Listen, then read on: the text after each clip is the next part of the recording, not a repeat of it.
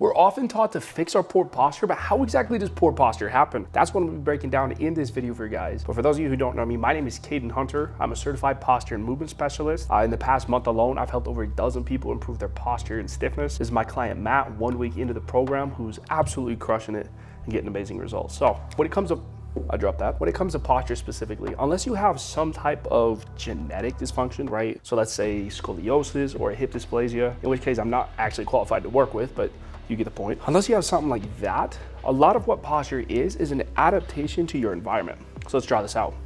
So what I am drawing here is I call it my hierarchy of shitty posture. Obviously a wordplay off of Maslow's hierarchy of needs, but you know, way better. So at the very base of this, we have our habits. The root of all evil is our habits.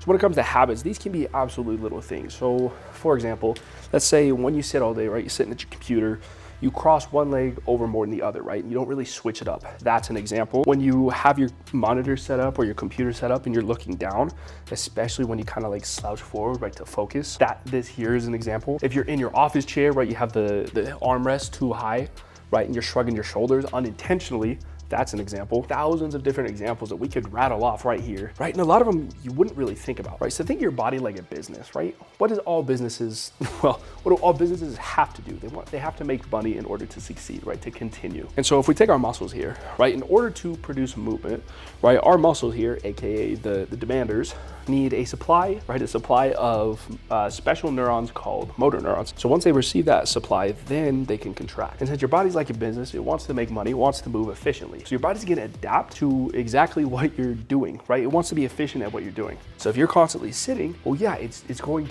that's how your body's going to adapt. It's gonna be like, okay, this is neutral. Let's get really good at sitting. Comment if you're a professional sitter, right? So these little daily habits, they on their own are absolutely pointless, absolutely harmless. That's where we start off in our posture journey. From there, we move up in the pyramid.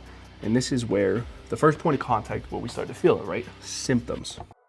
And symptoms can be absolutely tricky because symptoms is definitely one that like carries out through the rest of this. With symptoms, it can be a lot of things. We can be talking about basic stiffness and tension, right? Just feeling kind of locked up, just kind of tight. We can be dealing with dull, achy pains, sharp shooting kind of pains, right? Pain can absolutely be pretty tricky. So the one here, right, with posture specifically, as long as there's not any kind of injury or tears, right? The ones we're typically going to be looking at is going to be stiffness, tension, and maybe some light, dull, achy pains, right? Ones that vary in intensity, right? So they might get worse as the day goes on. So from habits, we go to symptoms, the first point of contact of where you feel it.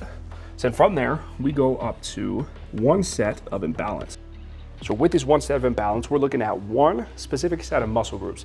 And by far, probably the most common example of this is going to be the hip flexors versus the glutes, right? Because when we sit, in order to bring our knee up towards a face like this, be in that seated position, we have the hip flexors, right, are gonna do the job. As you can imagine, flex the hips. From there, the glutes lengthen, right? And like that example I gave with the business, right, the body's adapting to this, right? The hip flexors are constantly in a state of demand. And so because of this, the body's gonna adapt and just start to default to being like, okay, like we're just gonna start sending more signals that way so that we can get really good at sitting.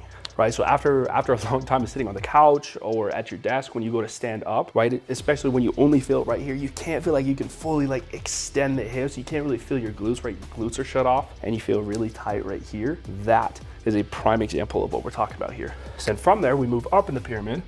We'll hit one step closer to the top. What do you call it? Breakdown, right? Subsystem. Actually, let's abbreviate this. So we have what's called subsystem breakdown. So with here, right, what a subsystem is a group of muscle groups that work together to achieve a common goal, right? So a prime example of this is what's called the deep longitudinal system. And the goal, or subsystem, the goal of the deep longitudinal subsystem is force production through the feet, right, through the heels, in order to propel ourselves to walk.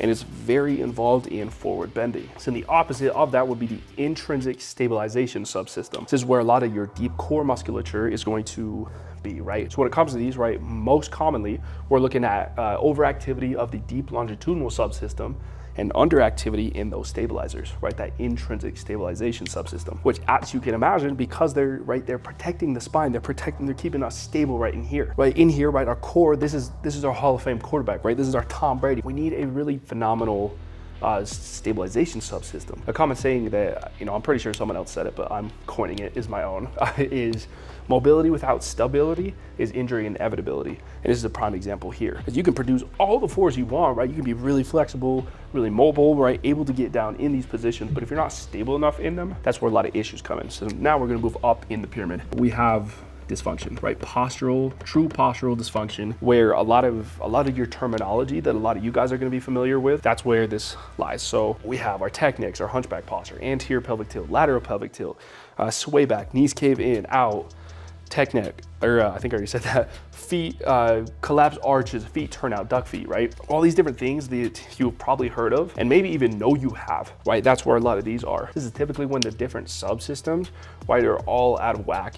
Now we're looking at this postural dysfunction. And actually, while we're here, circling back to symptoms, right, a quick side note, when it comes to symptoms, right, when it comes to posture, just because you feel something doesn't mean your posture's off, right? Because let's say you get maybe 200 steps a day for the past 3 years.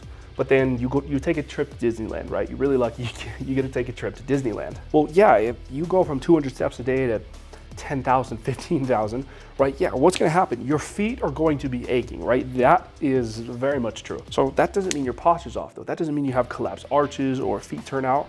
Now, if you have those things, then those symptoms can absolutely be even worse and even easier to acquire, right? Like, let's say you have an anterior pelvic tilt, right? I mean, just you watching this video, stand up with me, right? Stand up and just really like crank on arching your lower back. I feel stiff just doing this. I actually used to have this and I fixed this on my own, right? It was not fun. If you're sitting like this, right, your leverages are off, which then because of that, just by existing, sitting up, standing, anything standing, right, and not laying down. But even then, when you have an anterior pelvic tilt, it doesn't really matter, but still, right? Just by simply doing anything, your lower back is already in an arch position, right? The spinal extensors, they are already working. So they're already pulling, so they're already gonna be fatigued naturally quicker. That's kind of what I mean by symptoms can kind of be tricky, because you can get all the way to here and not feel a damn thing, but you can also be just right here and, you know, go out gardening and be bent over, hunched over all day, and you will absolutely be stiff in the lower back because you're not used to the stimulus. So that's why, you know, maybe I'll put a star next to it, right? Symptoms can absolutely be kind of tricky. So then from there, right, from postural dysfunction, which is just one postural dysfunction, and typically with posture, it goes just like this pyramid, right? We're going from the ground up, where your feet literally start every single step. If they're off, that sends dysfunction up the entire kinetic chain, right? All the movers. There's one set of dysfunction, right? A lot of times we're looking at global, right? So the entire freaking body, which isn't guaranteed, but typically when you have one, after enough time, you will end up with another, right? Because there's so many different muscle groups. A lot of muscle groups don't just act in one specific thing. So let's take the rectus femoris, for example, right? Which is the quad muscle kind of closer up to here. So one of the main things that this quad muscle is going to help with, right, contribute to, is, knee extension, right? We're gonna get some nice quad action, right? Because good quads equals nice quads. Remember that. Another thing it contributes to is this hip flexion. And so it's not just doing this, it's also helping with this subsystem. That's why a lot of times when it comes to dysfunction, right, a lot of muscle groups act on multiple different things, right? So a common example is with an anterior pelvic tilt, right? This was a mistake I made when I was working on my own. Part of the issue with anterior pelvic tilt is your hip flexors are overactive and your glutes are underactive, right? They're in this lengthened position. So because of that, right, if you don't take proper measures, part of what you need to do is activate and strengthen the glutes.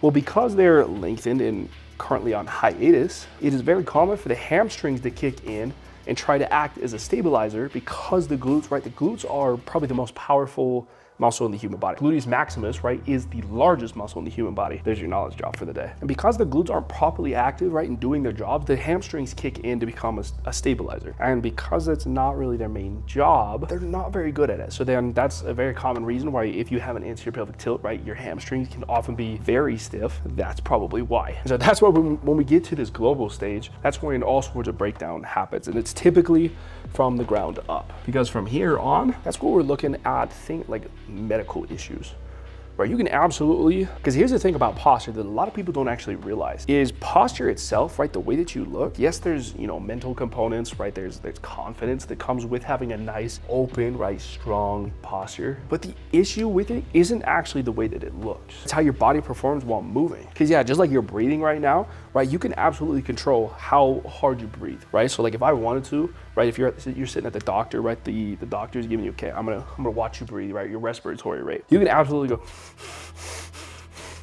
right? That's something you can change when you're thinking about it, right? You don't have to think about breathing, but when you do, you can absolutely change the way you're doing it. Posture is the same way. Let's say you do have like that knee cave in. Well, you can work while you're sitting still, standing still, to avoid that. But that's not where the issues lie. The issues lie when you start to perform, right? You start to do something. You go to pick up a box. When you have that anterior pelvic tilt, your back is already overarched. So when you're going to, right, there's already tension here. So when you go to pick up the box, there's more tension, and that's where injury odds start to increase. See, that's where a lot of the issues with posture rise, not necessarily how it looks. So that's why from here on, we're almost guaranteed to be looking at medical issues that I'm, once again, not qualified to talk about or work with, excuse me. But even like anywhere on this, right, anywhere on this pyramid, we could go from this single set of imbalance, injured, because our leverages are off, right? Or, I mean, we're less likely to further down, but you still get the point, right? Like you would absolutely overuse a muscle, right? In that gardening example, your lower back might be stiff for multiple days because you might have actually strained your lower back, not just overworked it, essentially. Boom, and just like that, there's your knowledge drop. Thank you guys so much for watching the video. I really appreciate the support, right? Especially if you made it all the way through. If you like this content, right, you found this super valuable, go ahead and subscribe, and I'll catch you guys in the next video. Class dismissed.